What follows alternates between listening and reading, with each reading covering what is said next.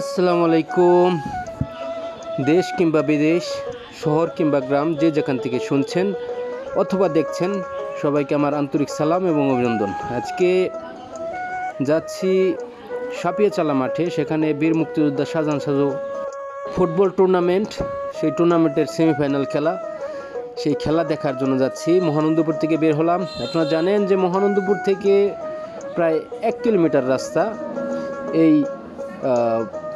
12 খুটিয়া সাপিয়াচালার যে রাস্তাটা, এই রাস্তাটির 1 কিলোমিটার রাস্তা পাকা হয়েছে।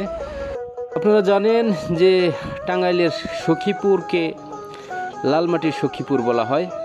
এই রাস্তাটির আগে যে এলাকাগুলো পড়বে সেটা হচ্ছে গিয়ে 12 খুটিয়া, কালাচাঁদের চালা, দুর্গাপুর, সাপিয়াচালা, কাহিলাবাদ হয়ে মরিচা হয়ে তারপর রাস্তাটি আউলিয়াবাদ গিয়ে ঠেকেছে।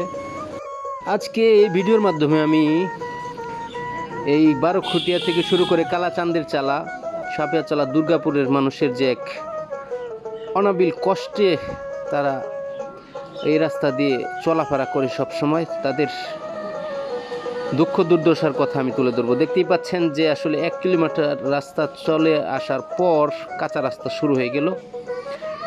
বর্ষার সময় এই রাস্তায় কিন্তু আসলে পা ধরার অবস্থা থাকে না, ইভেন জুতা পায়ে দিয়েও কিন্তু এই রাস্তায় চলাফেরা করা যায় না।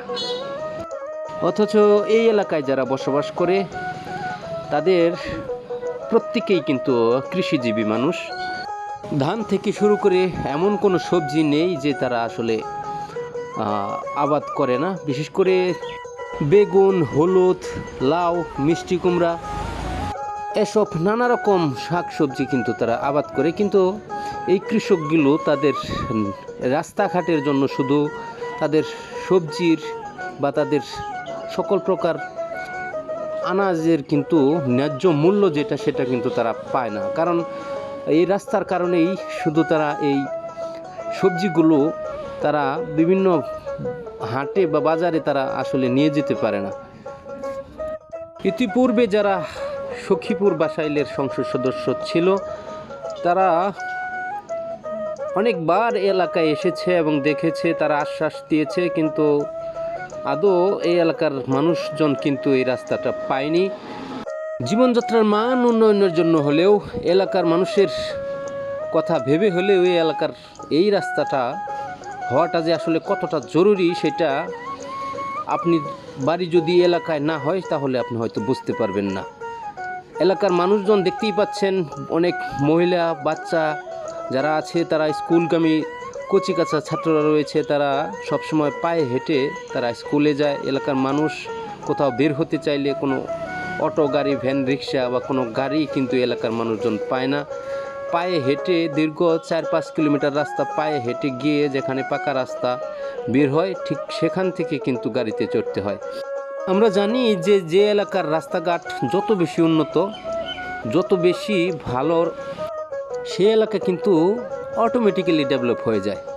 একটা কথা না বললেই নয়, এই এলাকার যদি কোনো মুমূর্ষ রোগী বা একজন গর্ভবতী মা তার গর্ভপাতের জন্য হসপিটালের নিতে হয়, তাহলে একটা অ্যাম্বুলেন্স যে আসা জরুরি বা একটা অ্যাম্বুলেন্স করে হসপিটালে নিতে হবে, এরকম কোনো অবস্থা বা অ্যাম্বুলেন্স ঢোকানোর মতো কোনো পরিবেশ কিন্তু এই রাস্তায় আসলে নেই।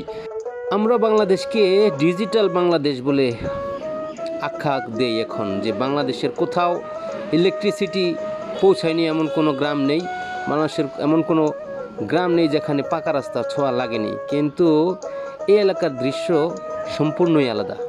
এই এলাকায় যদিও বা ইলেকট্রিসিটির ছোঁয়া এলাকার মানুষ পেয়েছে, কিন্তু পাকা রাস্তার স্বাদ কিন্তু এই এলাকার মানুষ এখনও পায়নি। এলাকার মানুষের কাছে আমার প্রার্থনা, আপনারা যদি এই ভিডিওটি দেখে থাকেন তাহলে অবশ্যই ভিডিওটি শেয়ার করে দিবেন, যাতে করে মানুষ দেখতে পারে টাঙ্গাইলের সখীপুরে 12 খুটিয়ার, কালাচাঁদের চালা, দুর্গাপুর এবং সাপিয়াচালার মানুষ পাকা রাস্তাবিহীন কত কষ্টে তারা চলাফেরা করে।